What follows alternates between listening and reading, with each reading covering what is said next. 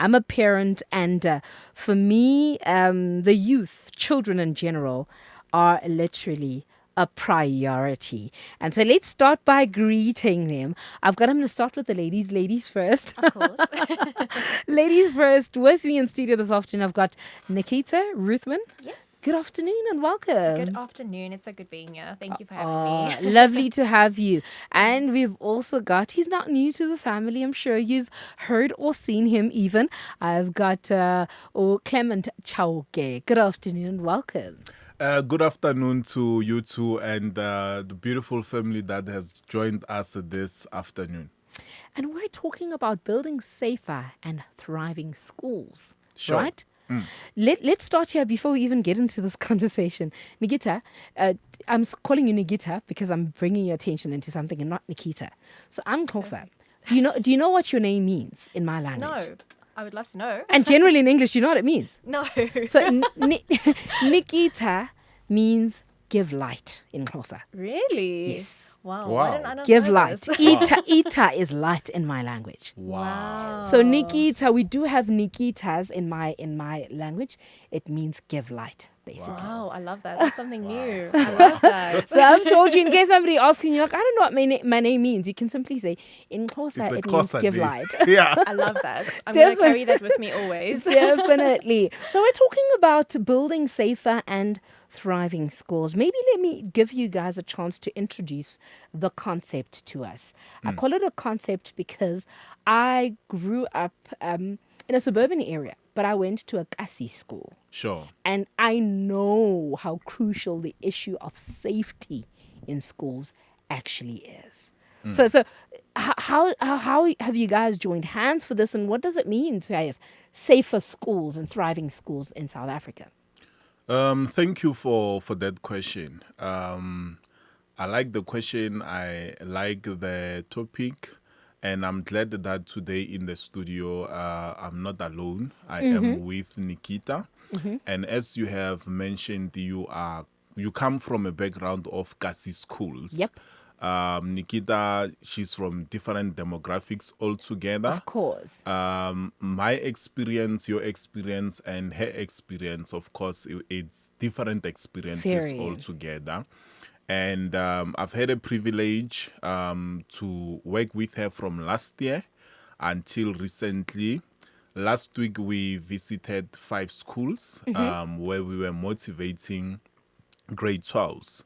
And visiting schools last year, when I went to different schools, one of the major concerns in our Kasi schools, in particular township schools, it's the issue of safety.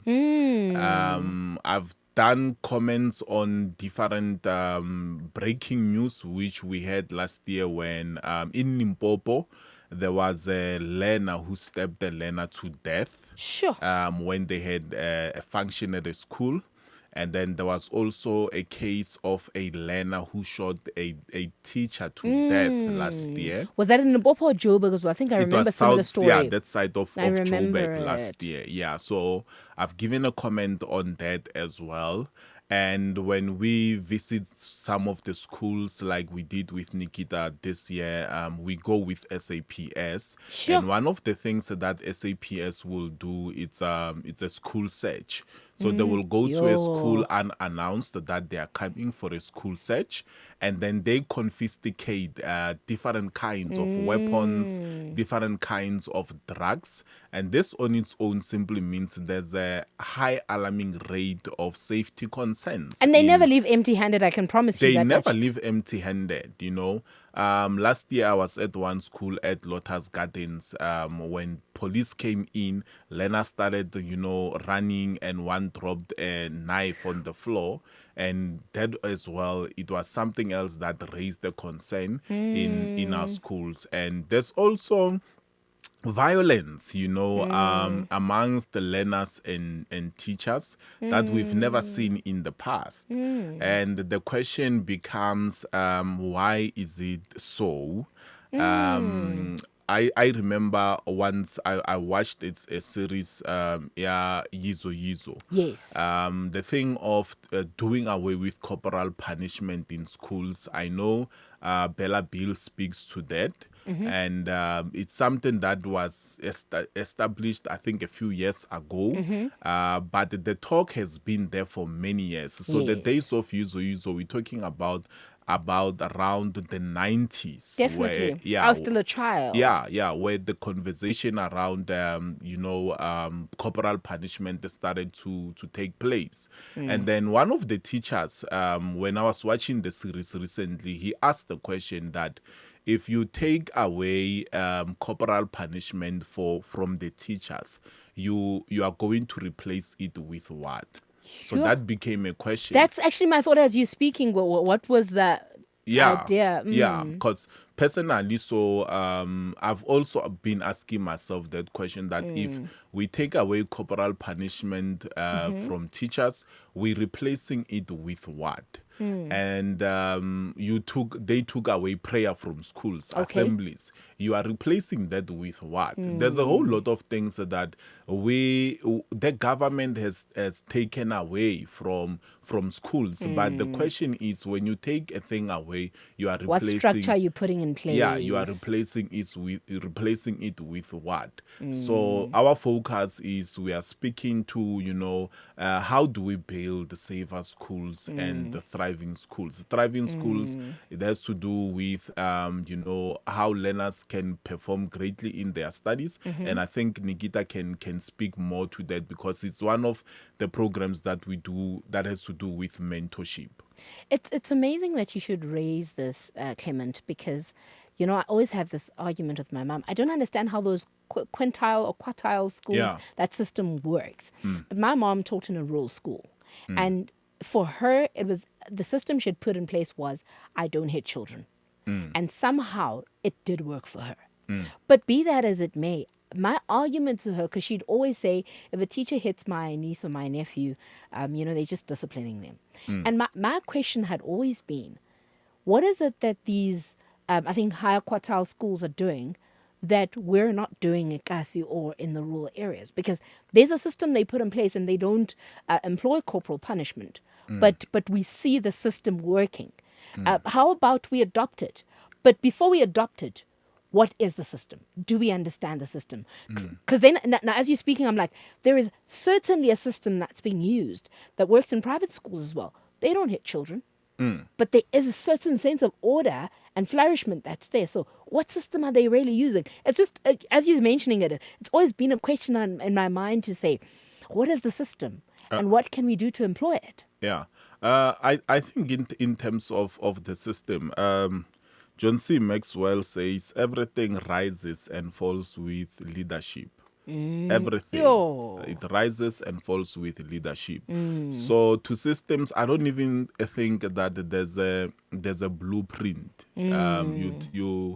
You speak of the Model C schools, you speak of the township schools. I don't think there's a blueprint that we can say this is the system. It all rises and falls with leadership. With leadership. Last week Saturday, I sat down with an old lady who just went on pension, a white lady. We had a conversation, and she said to me, I was a teacher at a school and also a principal. And then I was interested in asking her a question, just to know the difference between the current generation of learners and the previous learners. What's the difference? Because you've been in the space for many years, you've observed the transition. And one of the things that she said that makes the present generation, in terms of the schools finding it difficult for learners to thrive, she said, I've seen that the young teachers today, the mistake that they make, which is different from how we've done things back then, is that they become friends with learners. Eish. That's the mistake that they make. They become friends with learners. And there's a difference between being friendly and being friends. Yeah, which is true. We come from a background where we were not friends with our teachers. A teacher was a teacher. Exactly. So the moment you become friends with learners, There's a certain boundary crossed. yeah, boundaries, they become crossed. Yeah. Nikita, I want to hear you back here. I'm here. And so you joined forces with Clement and you got a taste. And as he was saying, I can imagine you did not really have an idea or you couldn't really fathom what happens in township schools or rural schools for that matter. Yeah. You get into that space and what do you observe and where's your mind at? So it was actually quite a journey. I mean, Clement and I started off with GBV initiatives initially.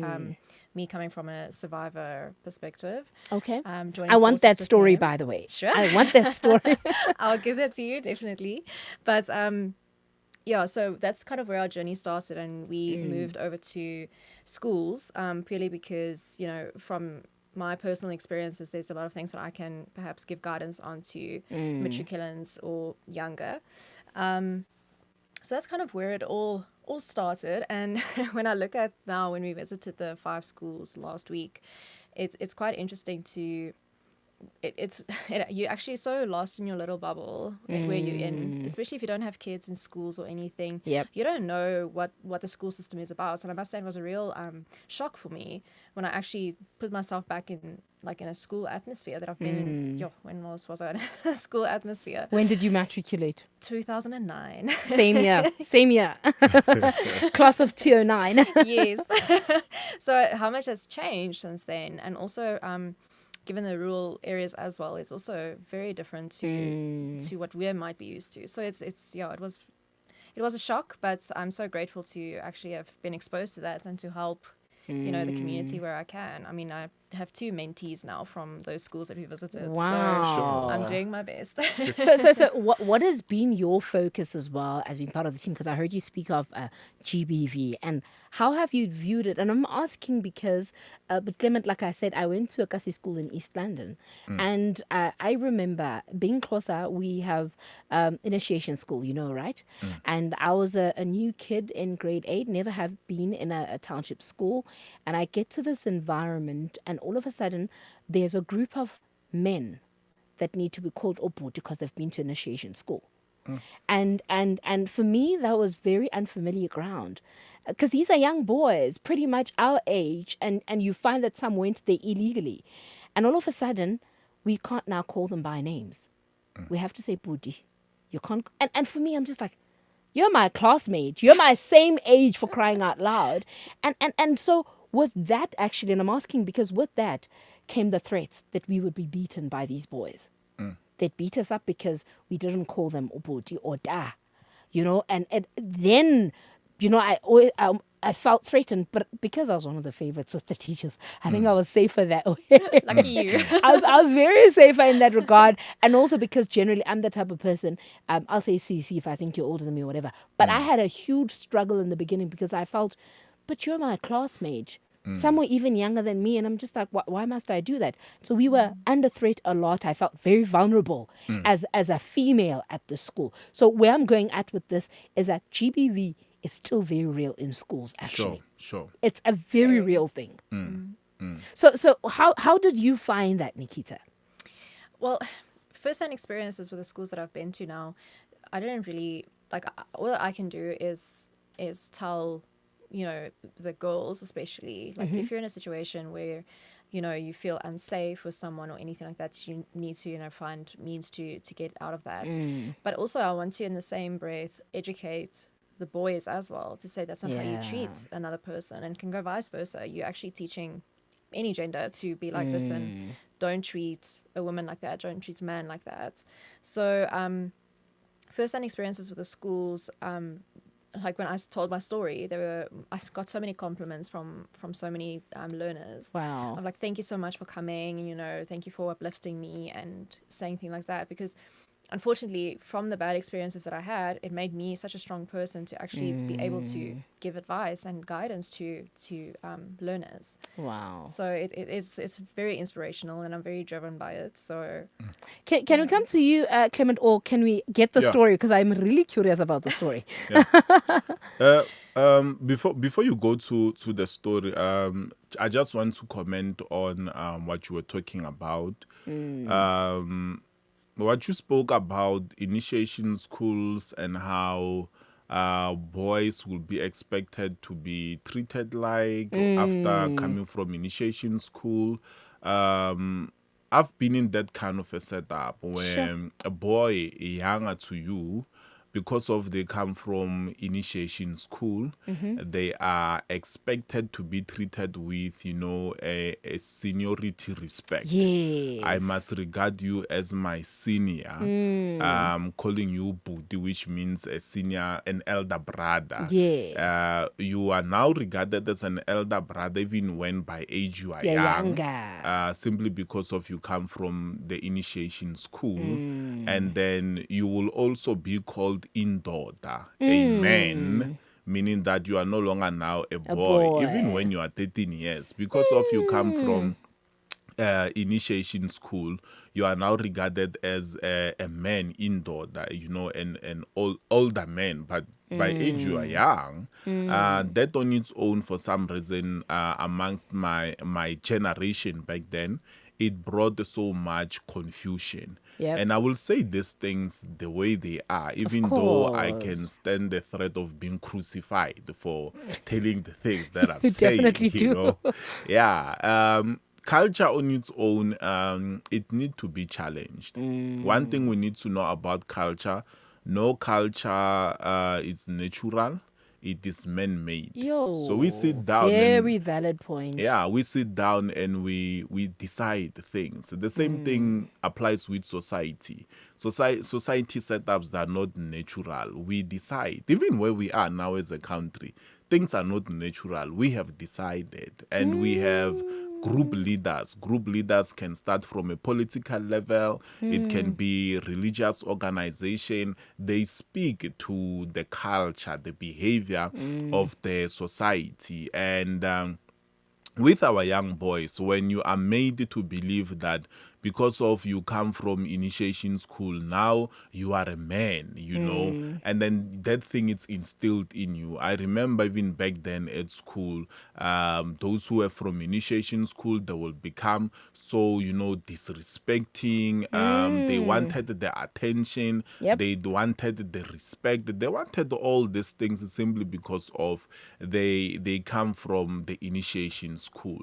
And last week, when I was traveling with Nikita, one of the messages that God laid in my heart as I was speaking to young people, it was a message that had to do with the stages. The Bible speaks about you must remember the Lord your God in the days of Of your your youth. youth. When you are youth, be youth.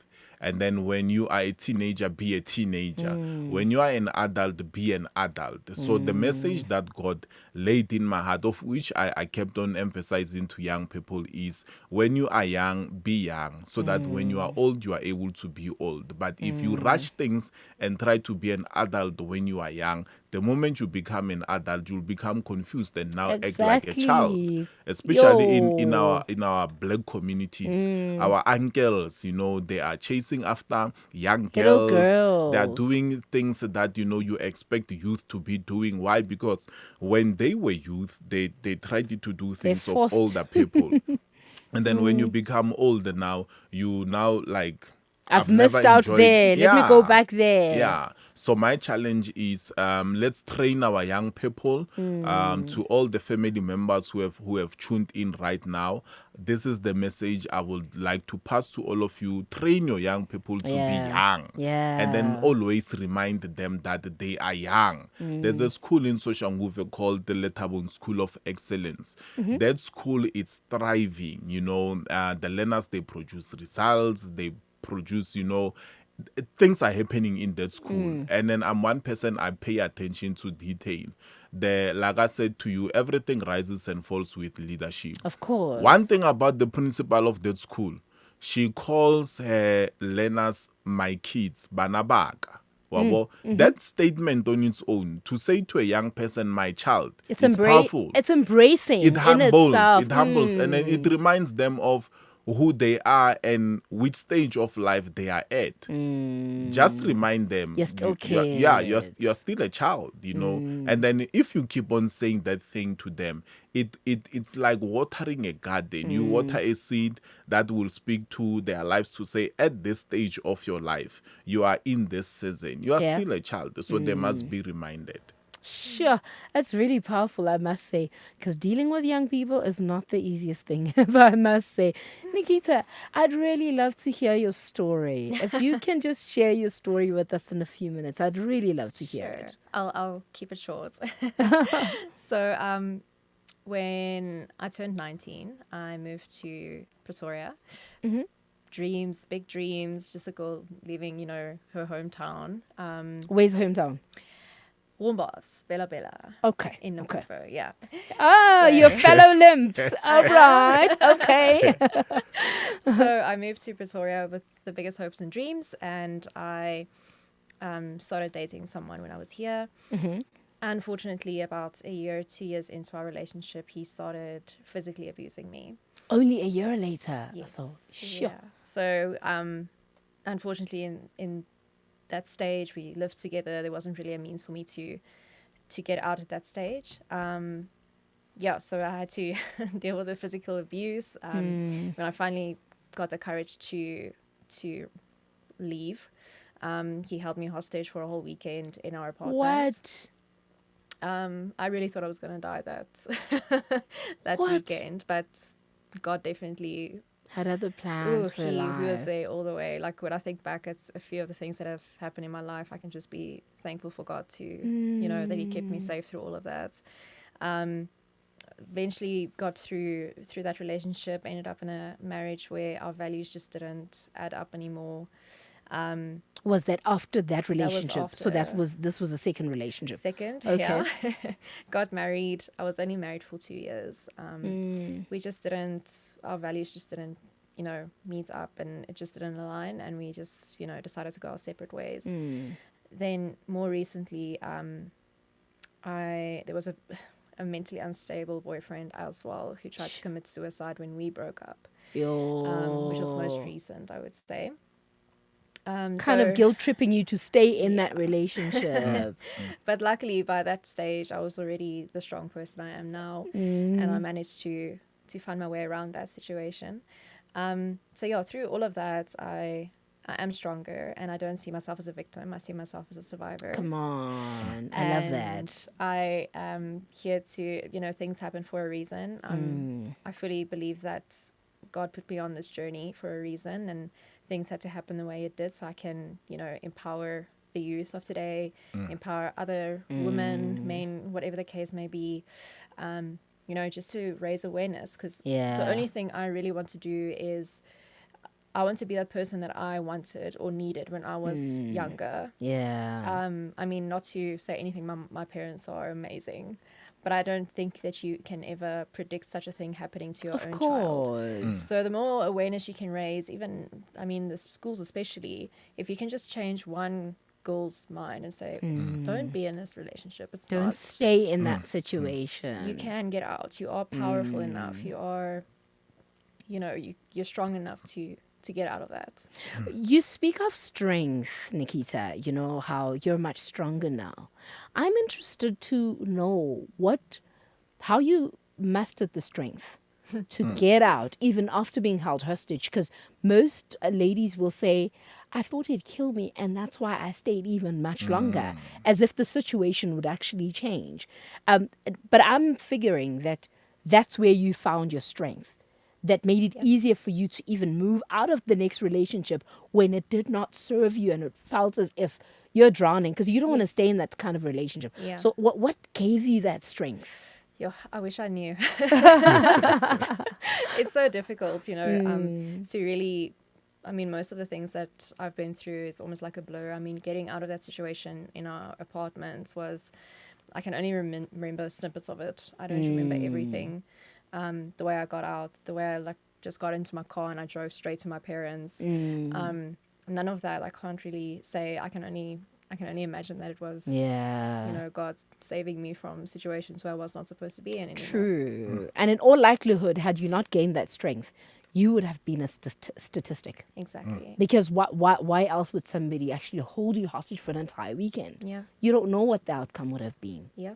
Sure. And I think also, like, if you, that's why it's also for me so important about the youth as well. I want them to know their self-worth before they go looking for it by someone else. True. Because that's usually the situation is where they don't feel, confidence in themselves, and they're looking for someone else to kind of fill that gap for them. And that's where the problem usually comes in. So I want them to be strong on their own from the beginning, be independent, and you'll find someone to compliment you.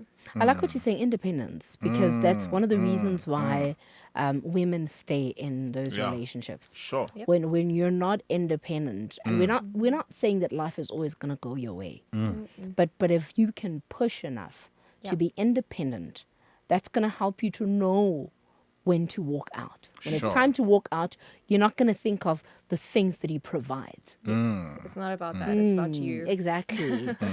Mr. Clement, you are a gentleman. Sure. You're a gentleman, and I think it's you guys are always inclined to want to provide. That's just the thing with you guys. And like we're saying, when you provide, then it also gives a certain degree of power. We always realize. But what do you say as a gentleman with that knowledge of, I actually do have a certain level of power? Let's be honest and let's be realistic. That's a certain level of power Yeah. to be able to provide. Yeah. Power when it's in the hands of a right person, they use it. If it's in the hands of a wrong person, they abuse it. So that's where abuse True. come from. You abnormally use the power. True. Yeah, so power is a good thing. Power is a good thing.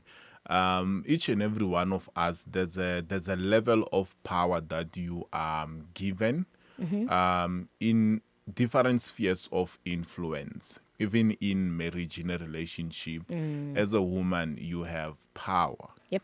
And then if power is given to a person who they don't know what power is for, they abuse That's the true. power. That's true. So the same thing applies with men. We need to know, why are we given power by God? Naturally, so we have that power given to us by God. Men by nature, we are masculine. And our masculinity give us the capacity to can outwork or outperform women. Yeah, true. You can take us to a sports field. If a man is to run with a woman, Then we know. we will outrun True, them. If we are to true. play soccer together, men probability are always high that they're gonna win. So that's the natural ability that is given to us by God. And then even if you can check in history, when colonizations happened, when people were massacred and all that, the engineers behind that, it was men. If power, a person has power, and then they don't know, why do I have this power? In most cases It's likely to be it results to abused. abuse. And then as a father to beautiful girls that God has blessed me with, I'm one person that I advocate for women empowerment. I believe so strongly in empowering women. When I go to schools, I focus on addressing young girls. Yeah. And then some people ask themselves a question, why Tabitha again? You're all about women empowerment, you address young girls. It's because of from the business aspect, there's what we call demand and supply. And then when the demand goes down, the supply becomes affected. So men by nature, the word provider, it means the supplier. If you deal with the demand, you nullify the supply. So if we can train up our young girls to become, financially stable, emotionally stable, to become stable in everything and not wait for a man as their messiah. That on its own, it will nullify the supplier. So the things that men we find today they do to women, abusing them. Nikita said something about her story at one stage of her life. She felt like, because I'm here all by myself in Pretoria, to start a life as a young girl who's ambitious and all that, and then I'm with this guy. It looked as though if she can leave that guy, she has no place to go Exactly. to. So this is also one of the narratives that I personally believe in speaking to say to young people, young as you are as a young lady, be intentional, be determined to work on yourself, to work on your goals. I speak to young girls in schools and say, you have it in you to start your own businesses, you have it in you to buy your own dream cars. When you get into a car, have that mentality of saying, I will be a driver and not a passenger. And that I will So afford it. yeah, Nobody and I will will buy it for afford it. me. Yeah, it's not the wrong thing for our young girls to love golf number 7. The Exactly. question is your expectation of riding on it. It's from which angle. So have that mentality of saying, I will become a driver of golf number 7 and not a passenger. So we groom them young. We instill that mentality in them whilst they are still young, so that Yeah.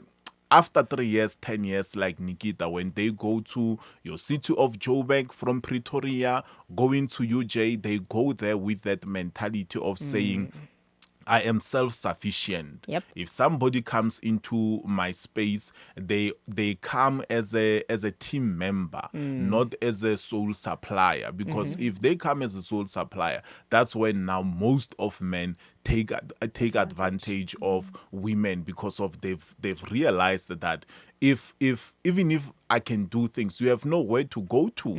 I am your alpha and your omega. True. I'm the one who supplies your breakfast, your supper, and your dinner. This lifestyle, by the way, that you have, it is borrowed to you by me. And then if you can tamper with the so-called authority that I have, I will take everything away from you. So they use Yeah. that thing to actually perpetuate the behavior of abuse amongst women.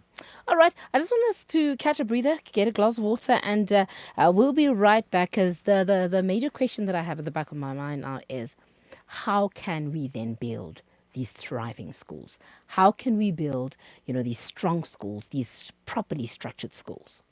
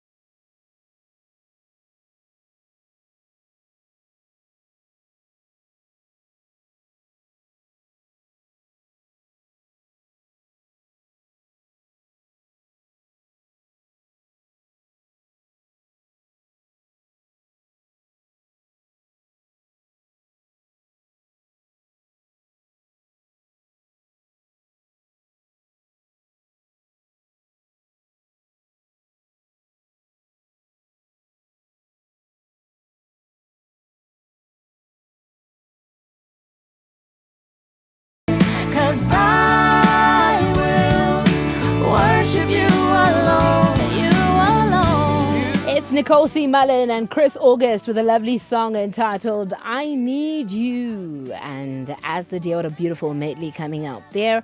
Very good afternoon to you if you've just tuned in. It's still Lukho M Phuthi standing in for Sibongile Mofokeng on Tuesday's edition of Heart to Heart. Still with Clement Chauke as well as Nikita Ruthven.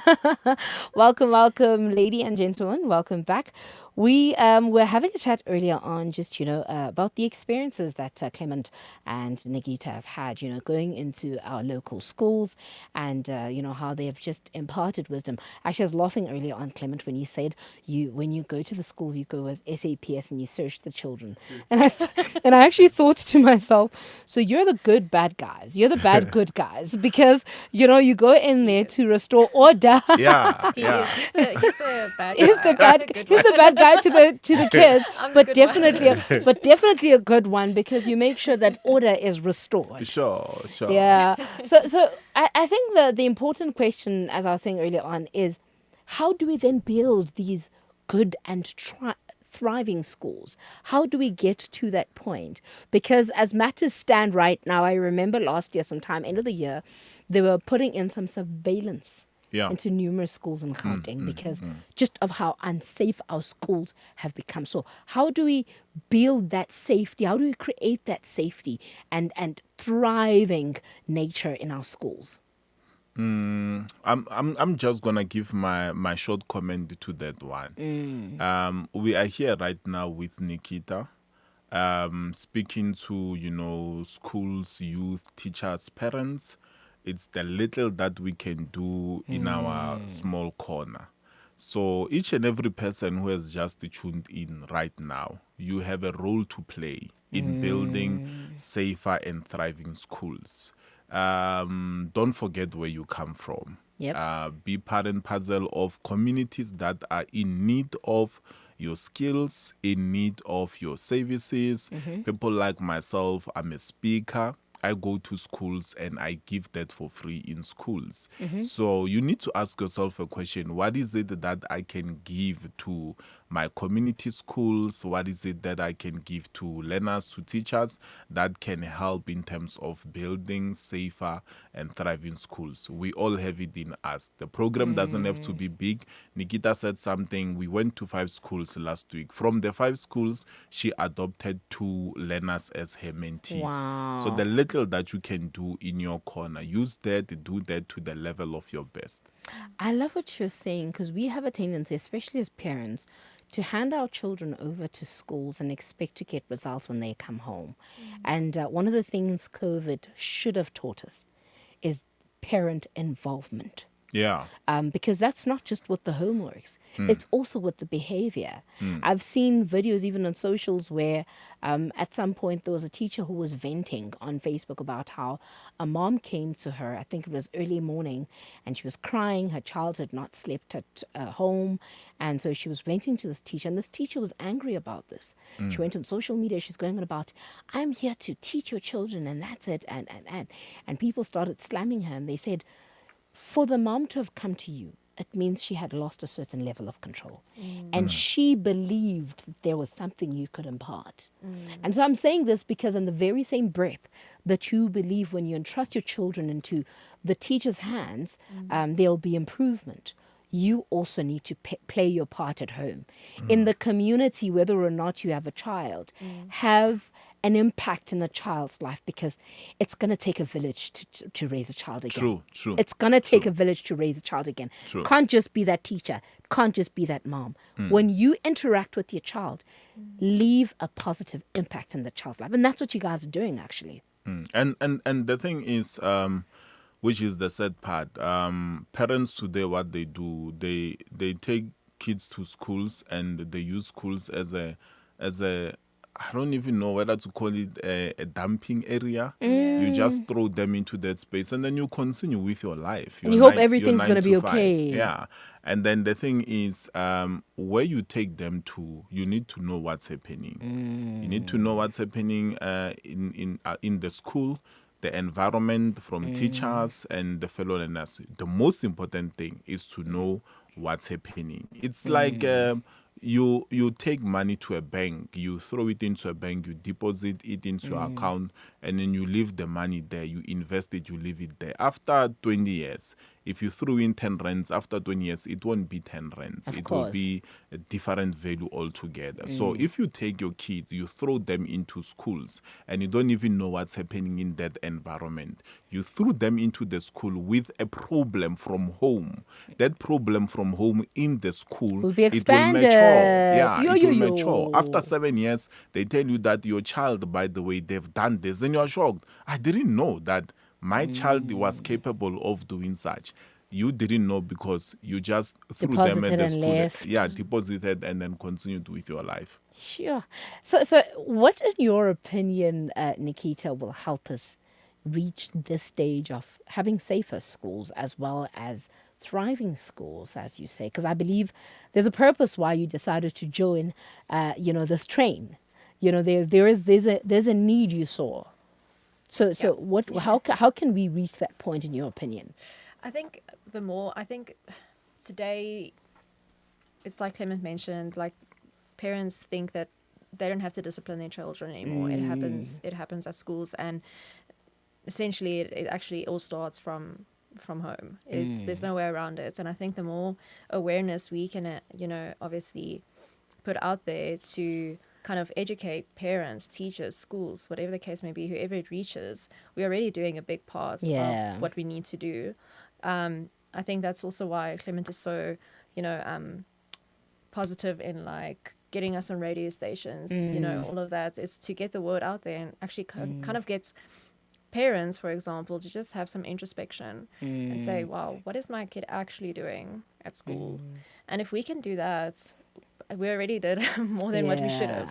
So I think it's awareness, first and foremost. And I really believe that, the prayer is a very strong thing. I think a lot of people True. underestimate that and Yeah. how far it could actually stretch. I mean, if you have a child in school, that prayer that you give up to the school, for example, if you just pray for that school and the teachers and the principal there, it already goes a very long way. So raising awareness is top priority. We need to get more people on Yeah. board. We need to educate people and, get the word out there that, it all starts at home. True. And whatever you do with your kids at home is going to be a portrayal of what they are at school and their Sure. friends. Sure. As you're speaking of prayer, I'm not too sure if you know the Eastern Cape Education MEC, quite a famous one, or Tatufundile Kade.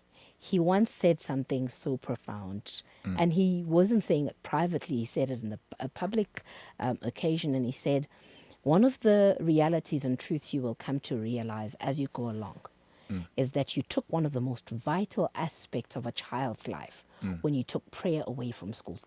The MEC of Education said that. Wow. He said you took away education. He didn't say who exactly did. He Yeah. said you took away education and devotion in schools, and he said what we are seeing now is a ripple effect of that decision. Yeah. He said when you removed prayer, you removed order from schools. And I thought, what?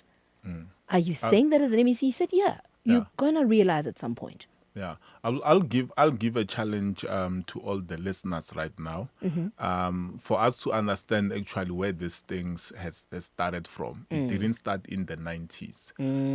The late Alice Bailey, who was an atheist, she wrote a 10-point plan titled "How to Build a Godless Society." Yeah. So go and Google Alice Bailey 10-point plan.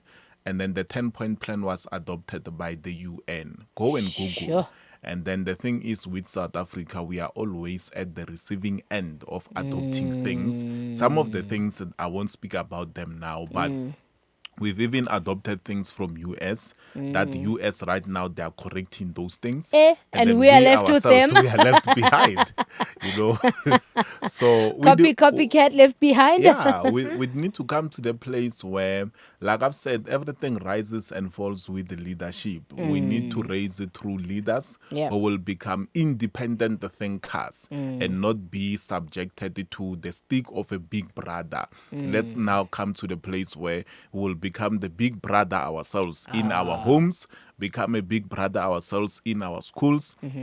become a big brother in our workplaces. Let's come to the place where we restore morals in our society, and we cannot even restore morals unless we define our own ethics, and then Yep. we have scripture to help us in that regard, to Guys, know ethics that we need. oh man, thank you so much, Clement. I think lastly, in like 30 seconds, actually, we are running out of time. How can we support you? How do we reach out, and how do we make sure that the material that you guys bring to our children goes far and wide? Lastly, how do we contact you? Basically, that's the question. All right. We come from the organization called Miss Influence South Africa, which focuses solely on empowering women, but we've also extended the hand to reach out to schools as we're sharing today. So you can inbox us on Facebook page, it's Miss Influence South Africa, Instagram's Miss Influence South Africa, and WhatsApp line it's 061 497 9952 061 497 9952. Any form of help that you would like to give to us, be it transportation, material that you would like to share with learners, anything that you can think of that can help schools to thrive, we are welcome to receive that kind of help. Clement, thank you so much. Thank you. And to you as well, my beautiful lady, Nikita. Thank you so much, and God bless. Thank you you so so much. much. Thanks. And that's about it from myself as well. Let's give it a name and call it a day. Until next time, God bless. Sisacela usitshele ukuthi ucabangani. Sithanda ukukubuza imibuzo embalwa